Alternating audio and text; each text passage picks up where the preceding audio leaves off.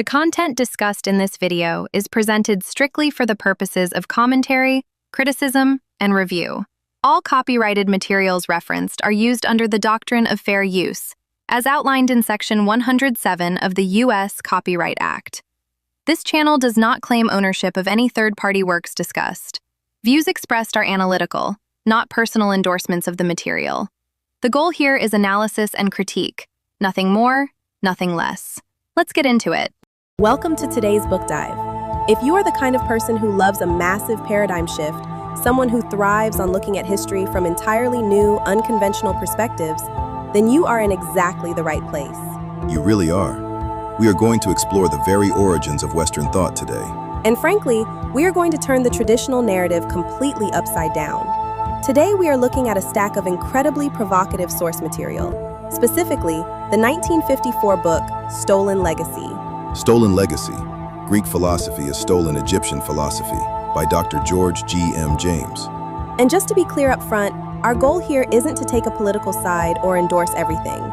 We are just here to impartially lay out the arguments James presents in the text. It's a really important piece of work to dig into precisely because it was written with a very specific, bold thesis intended to shake up the academic establishment of the 1950s. We are stepping into James's shoes today to see exactly how he builds his case.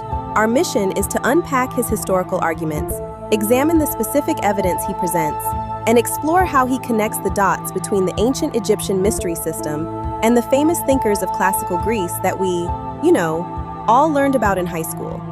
Okay, let's unpack this because I found the start of this book so counterintuitive. We have this highly romanticized image of ancient Athens. Oh, absolutely. The gleaming marble utopia.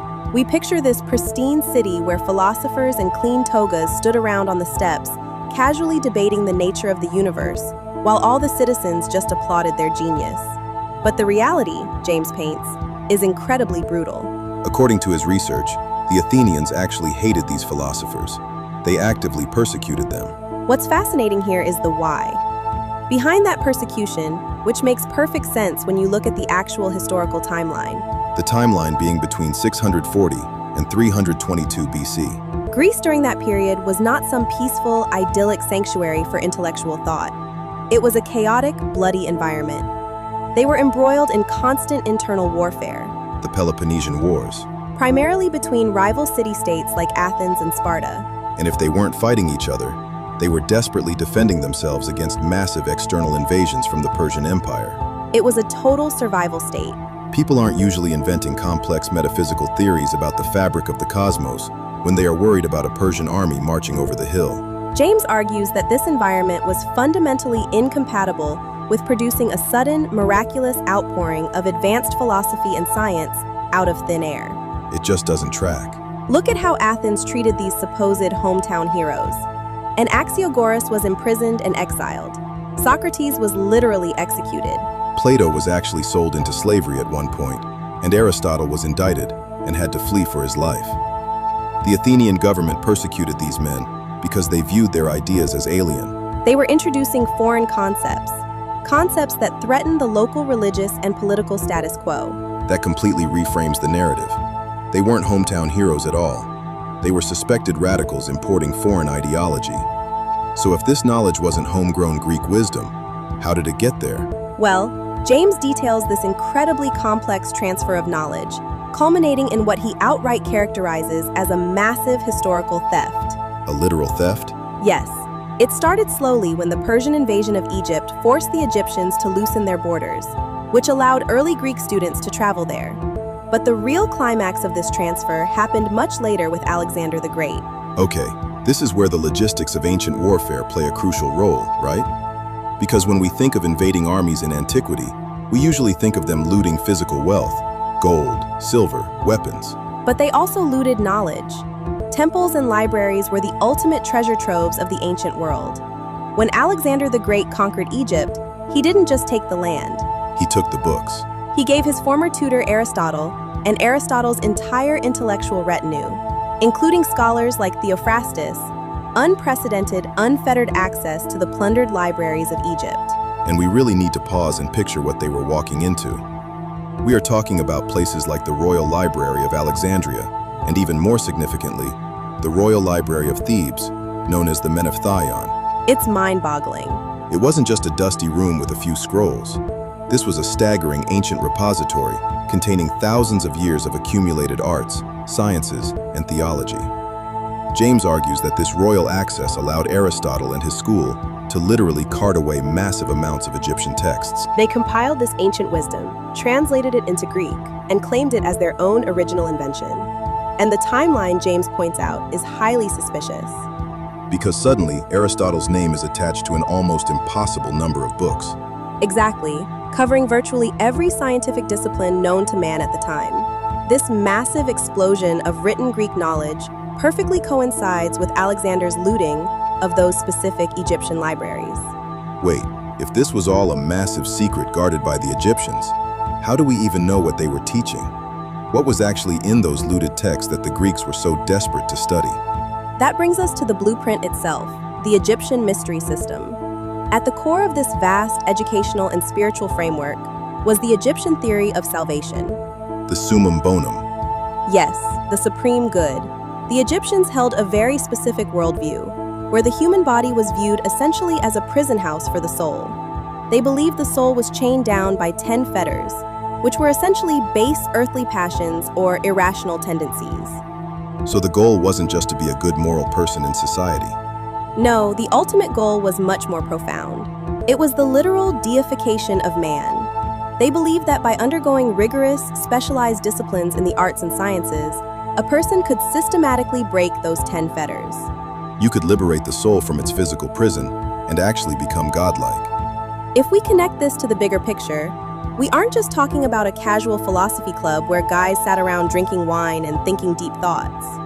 No, this was a highly organized, deeply intense institution. James highlights the Egyptian Grand Lodge, pointing specifically to the magnificent temple at Luxor, which he argues actually served as the architectural and organizational pattern for all modern mystery lodges and secret societies. Right, and getting into this lodge was no joke. Aspirants had to undergo strict bodily asceticism. And we should clarify what asceticism means in this context, because it sounds very academic. We are talking about ancient boot camp for the soul. Exactly. Fasting, intense physical trials, extreme deprivation. The book notes that Greek students who traveled there, like Democritus and Pythagoras, literally submitted to circumcision. Which was not a Greek practice at all. Not at all. They did it just to be allowed to study with the Egyptian priests. You had to physically and mentally break yourself down and master 10 specific virtues to purge your irrational tendencies before they would even let you touch the higher sciences, like astronomy or sacred geometry. And perhaps the most crucial element of this entire system, and the linchpin in James's argument about why this isn't widely known, is the absolute rule of secrecy.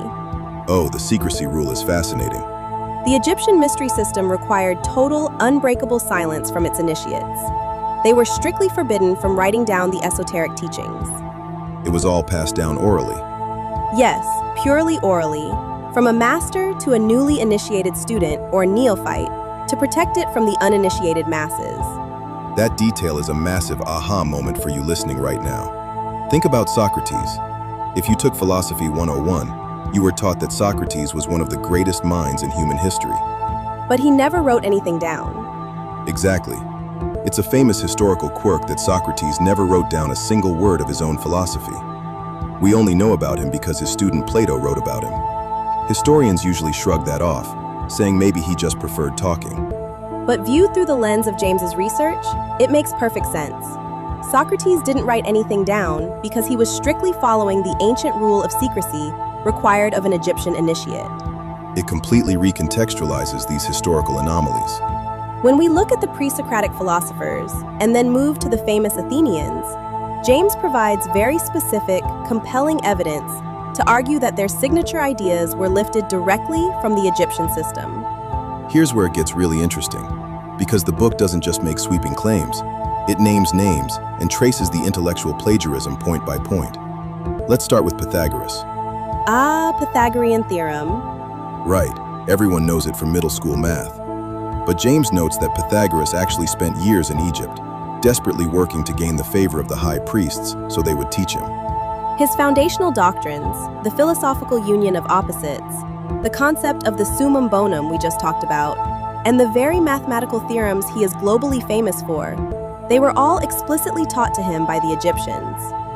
Then we move to Democritus. Who is widely celebrated today as the father of atomic theory. Right, but James raises a highly skeptical eyebrow at the traditional narrative surrounding him. The historical record claims Democritus wrote over 60 books, covering literally every known science of the ancient world. We're talking physics, botany, medicine, astronomy, military science, and music. Hold on though. Claiming Democritus couldn't have written 60 books just because it seems impossible sounds a bit speculative. What hard evidence does James provide that he actually got them from someone else? You can't just be the ancient world's ultimate polymath, like being a world-class astrophysicist, a neurosurgeon, and a 4-star general all at once. Especially without the internet. It's a fair question, and James points directly to the historical logistics. Democritus didn't operate in a vacuum. James argues he acquired a massive cache of looted Egyptian texts from a specific man named Anaxarchus. Anaxarchus wasn't just a random merchant. He was part of Alexander the Great's inner circle, and actually accompanied Alexander on his military campaign into Egypt. The timeline of Democritus publishing this vast encyclopedic knowledge aligns perfectly with the return of Alexander's men from the plundered libraries. There's a fascinating philosophical tell in Democritus's work, right? Yes. We view his atomic theory today as an early version of secular material physics, but James notes that Democritus's theory of atoms is actually based entirely on ancient Egyptian magical principles of emanations. This is the esoteric belief that all physical objects naturally give off minute particles or spiritual images of themselves. It wasn't secular Greek science. It was an adaptation of Egyptian mysticism. Moving forward to the Athenian giants Socrates and Plato, the historical takedown continues. The famous philosophical command, "Know thyself," universally attributed to Socrates. James points out that this exact phrase was literally carved into the stone on the outside of Egyptian temples for the neophytes to read before they even walked through the doors. It was an Egyptian welcome sign, not a Socratic invention. And Socrates' death takes on a whole new meaning too. He famously drank the hemlock poison after being condemned by the state. But as he was dying, he calmly reminded his friend to pay a debt of a rooster to Asclepius, The god of medicine and healing. Right. For a long time, historians view this as just a quirky final thought. But James argues this wasn't just a brave man dying. This was the highly ritualized behavior of a high-level brother initiate. Offering a rooster to the god of healing signified that death was not a tragedy. It was a cure, the final healing of the soul as it is liberated from the sickness of the physical body. He was demonstrating the ultimate unselfishness and detachment taught in the Egyptian mysteries. Which brings us to his most famous student, Plato. Plato is historically credited with defining the 4 cardinal virtues: wisdom, fortitude, temperance, and justice. James points out that these 4 are merely a fraction of the 10 virtues required by the Egyptian mystery system that we talked about earlier. Plato didn't invent them. He just curated a top 4 list. For me, the most shocking piece of evidence regarding Plato is his famous allegory of the charioteer and the winged steeds. This is a cornerstone of Platonic thought. Plato describes the human soul as a charioteer trying to desperately control 2 horses. One noble winged horse pulling toward the heavens, and one unruly base horse pulling toward the earth. James shows that this metaphor is lifted straight out of the judgment drama found in the Egyptian Book of the Dead. It's literally identical. In the Egyptian version, the heart of the deceased is weighed on a great scale against the feather of truth. If the irrational base passions outweigh the truth, animalistic monsters wait to devour the soul. The structural and thematic parallels are undeniable. The up and down motion of the Egyptian scale of justice becomes the struggle of Plato's winged steeds. The opposing qualities of the soul are identical. And there's physical proof too. Yes, James provides a brilliant piece of cultural proof to back this up. At the time, Plato supposedly wrote this elegant metaphor about chariot driving. The Greeks living in Athens did not even use war chariots. Because Greece is incredibly mountainous and rocky, it's terrible terrain for chariots.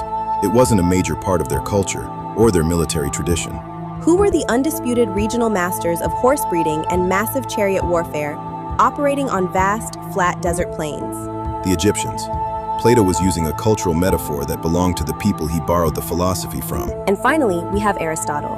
Aristotle's profound metaphysical concept of the unmoved mover the idea of a supreme divine being that causes all motion and creation in the universe while remaining completely still and unchangeable itself, James points out that this perfectly mirrors the ancient Memphite theology of Egypt. which predates Aristotle by thousands of years.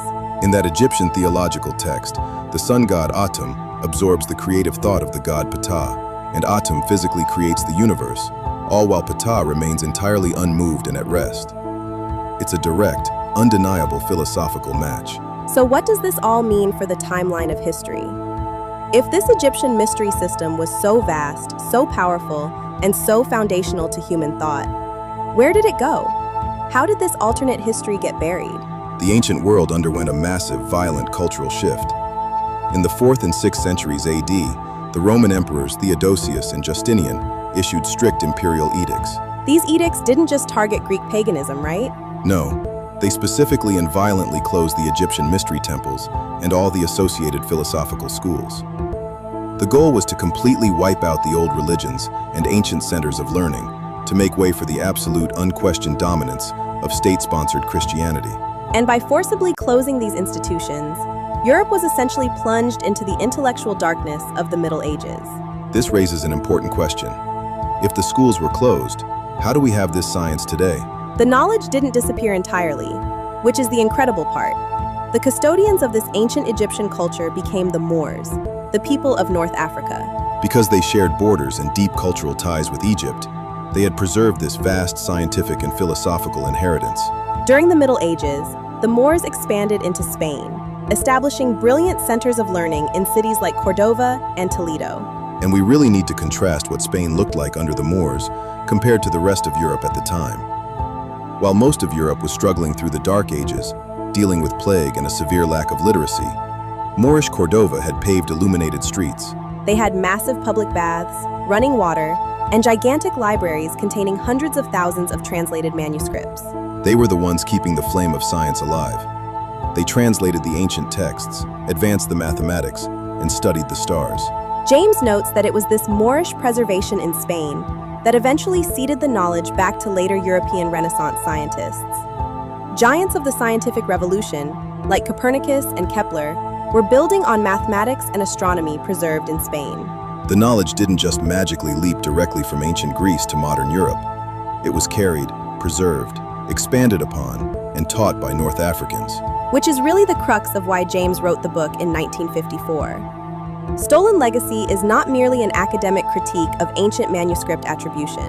No, James is making a profound argument for social and racial reformation. He argues that for centuries, the African continent has been deeply unfairly labeled the Dark Continent.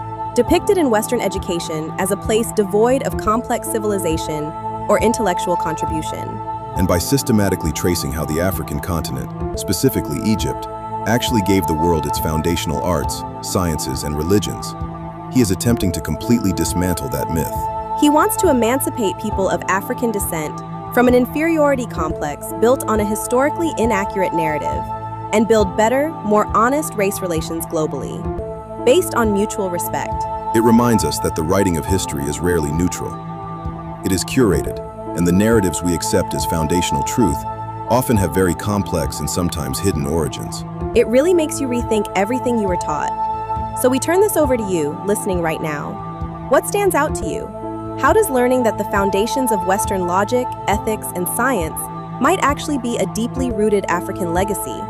How does it change the way you view history? How does it change the way you view our modern educational system, or the way we so casually label different global cultures as advanced or developing? I want to leave you with one final provocative thought to mull over, something that builds on the very specific details James outlines. The text explicitly notes that magic is the key to the interpretation of ancient religion and philosophy. It describes ancient Egyptian magic, not as cheap parlor tricks, but as a deeply complex system where qualities are intimately interconnected and distributed throughout all of nature. Much like the magical emanations Democritus based his atomic theory on. If the very roots of Western logic, mathematics, and physics, the very concepts of cause and effect we rely on, are actually born directly from ancient Egyptian spiritual principles of universal interconnectedness, does that mean the rigid divide we create today between hard science and spirituality is entirely artificial? If Dr. James is right, Could our modern sterile scientific method actually just be a secularized, stripped-down version of ancient African mysticism? Now that is something to think about. Thank you for joining us on this book dive into stolen legacy. Keep questioning the narrative, and we'll catch you next time. That's all for today's book dive. If something we said made you think, or made you uncomfortable, that's exactly the point. Drop your thoughts in the comments. We read every one. Hit subscribe so you never miss a dive, and if you liked this one, the like button does more than you think. We'll see you in the next chapter.